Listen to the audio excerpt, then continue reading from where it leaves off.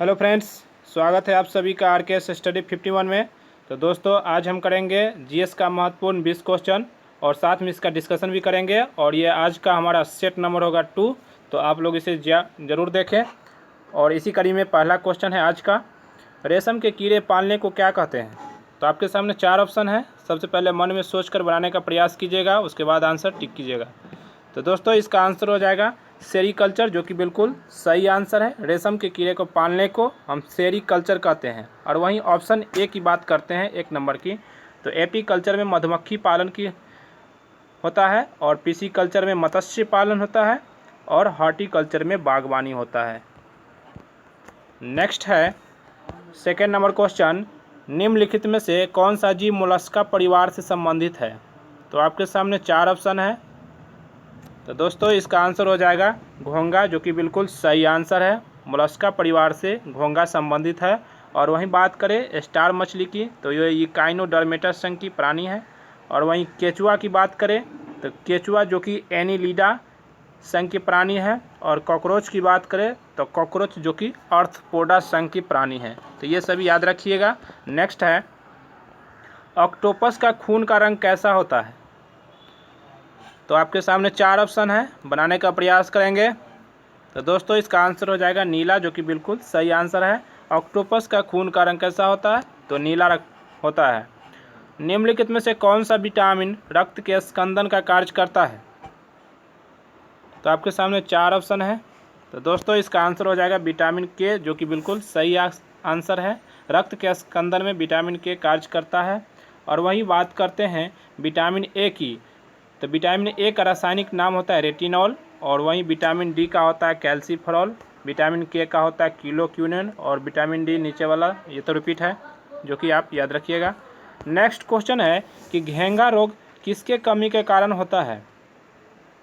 तो दोस्तों, इसका आंसर हो जाएगा आयोडीन के कमी के कारण घेंगा रोग होता है। इससे मानव शरीर के थायराइड ग्रंथि जो कि प्रभावित हो जाता है, जो कि आप याद रखिएगा।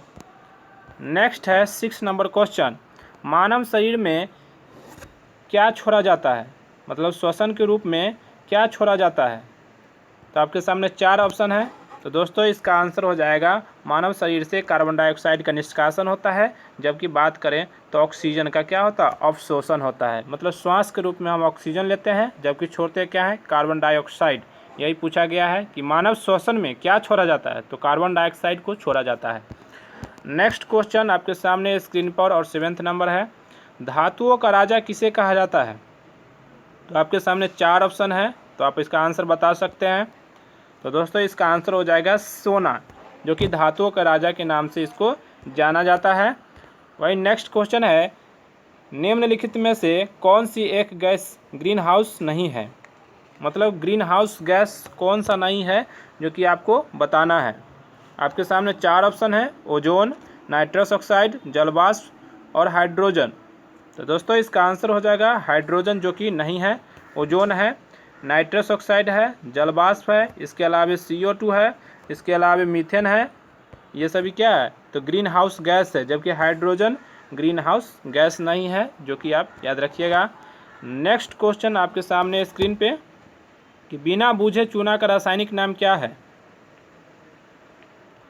तो दोस्तों, इसका आंसर हो जाएगा कैल्शियम ऑक्साइड, जो कि 2 नंबर ऑप्शन बिल्कुल सही है। बिना बुझे चूना का रासायनिक नाम कैल्शियम ऑक्साइड होता है, और इसका सूत्र होता है CaO।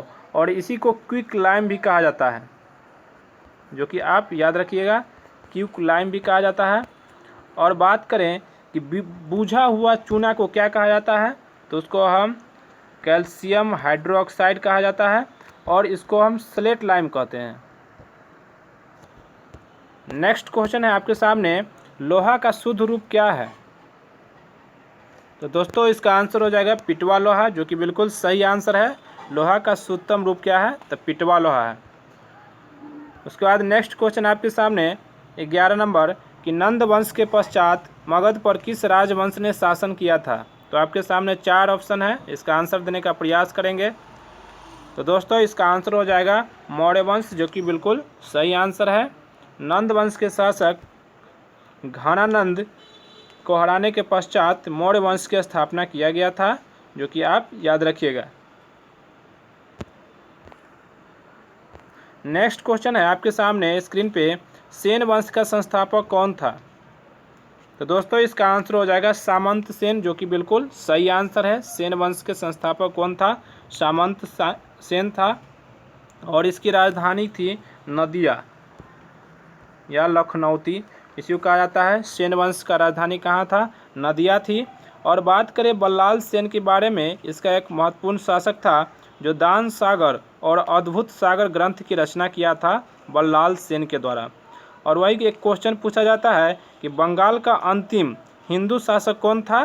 तो याद रखिएगा, लक्ष्मण सेन। बंगाल का अंतिम हिंदू शासक किसको माना जाता है? लक्ष्मण सेन को माना जाता है। और सेन वंश के समय में ही सबसे पहले अभिलेख हिंदी भाषा में उत्कीर्ण करवाया गया था, जो कि आप याद रखिएगा, ये क्वेश्चन पूछा जाता है कि सबसे पहले अभिलेखों का हिंदी में उत्कीर्ण किस वंश के शासन में किया गया था? तो सेन वंश, याद रखिएगा। नेक्स्ट क्वेश्चन है 13 नंबर कि डचों को भारतीय व्यापार से अलग करने में कौन सफल रहे? तो दोस्तों इसका आंसर हो जाएगा अंग्रेज। अंग्रेज हो जाएगा। जब 1759 ईस्वी में बेदरा का युद्ध हुआ अंग्रेज और डचों के बीच, जिसमें अंग्रेज विजयी हुआ और उसके बाद डचों का भारत के व्यापार में अंतिम रूप से पतन हो गया। नेक्स्ट क्वेश्चन है कि कांग्रेस ने भारत छोड़ो प्रस्ताव किस वर्ष पारित किया? तो आपके सामने 4 ऑप्शन है। तो दोस्तों इसका आंसर हो जाएगा 1942। दोस्तों भारत छोड़ो आंदोलन हुआ था 8 अगस्त 1942 को। और 8 अगस्त 1942 के रात में ऑपरेशन जीरो आवर के तहत जब 9 अगस्त 1942 को भारत छोड़ आंदोलन का शुभारंभ हुआ, तो उसमें कांग्रेस के बड़े बड़े नेताओं को गिरफ्तार कर लिया और गिरफ्तार करके गांधी जी को पूना के आगा खां महल में रख दिया। और वहीं सरोजनी नायडू और कस्तूरबा गांधी को आगा खां पैलेस में रख दिया और जवाहरलाल नेहरू को अल्मोड़ा जेल में रख दिया। उसके बाद पूछा जाता है राजेंद्र प्रसाद, तो राजेंद्र प्रसाद को बांकीपुर के जेल में रख दिया और अबुल कलाम आज़ाद को बांकुरा जेल में। और पूछा जाता है एक महत्वपूर्ण क्वेश्चन कि जयप्रकाश नारायण को किस जेल में रखा गया? तो दोस्तों जयप्रकाश नारायण को हजारीबाग जेल में रखा गया और बाद में वहां से वे छरदेवाली कूदकर भाग निकले और नेपाल चले गए और वहीं से आज़ाद दस्ता का गठन करके वहीं से भारत छोड़ो आंदोलन का शुरुआत किया, मतलब नेतृत्व किया। नेक्स्ट है कि लॉर्ड हार्डिंग बंगाल विभाजन रद्द कब किया? तो दोस्तों इसका आंसर हो जाएगा 1911 ईस्वी में लॉर्ड हार्डिंग बंगाल विभाजन को रद्द किया।